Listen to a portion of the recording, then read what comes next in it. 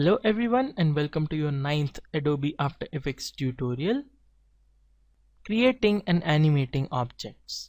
Now this is a very exciting tutorial since we will be jumping into the animation part. Let's start off by creating a new composition quickly. Hit Ctrl+N, name it tutorial 9. Hit OK. Quickly, let's create a few objects to animate. So let's press Ctrl+Y to create solids. Let's name it purple. Make comp size. Hit OK and make another one. Make it green. We'll make it nice and grainy and hit OK. Now one more thing that I need to teach you here is that if you want to hide any layer, for example you want to view the purple and you don't want to view the green, without changing the order, if you don't want to view any layer, just press this eye, click it to shut the eye off, and then that layer will exist there but we cannot see it. So let's quickly jump into the animation, but before that let's make the object a little smaller. So press S on your keyboard to bring up scale, make it 20%. Alright, and then let's animate this. Press P on your keyboard. Now in order to animate, just make sure the current time indicator is at the start.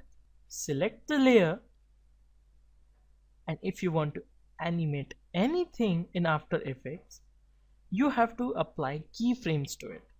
So in order to apply the keyframes, just click on the stopwatch right over here. Just click on the stopwatch and it will apply a keyframe at the position where your current time indicator is. Let's say we want this object to be on the lower left corner when we start the animation. Let's change the positions like so, and let's say we want it to go to the upper right corner within 2 seconds. So let's move the current time indicator to 2 seconds. Let's change the position to where we want the object to be, and done.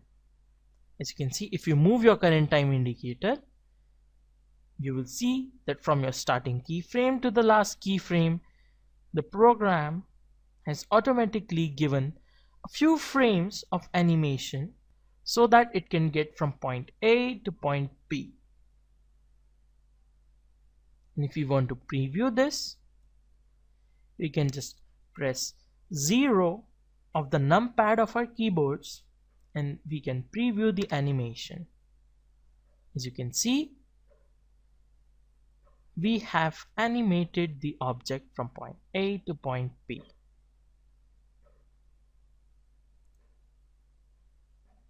Now we can apply different animations.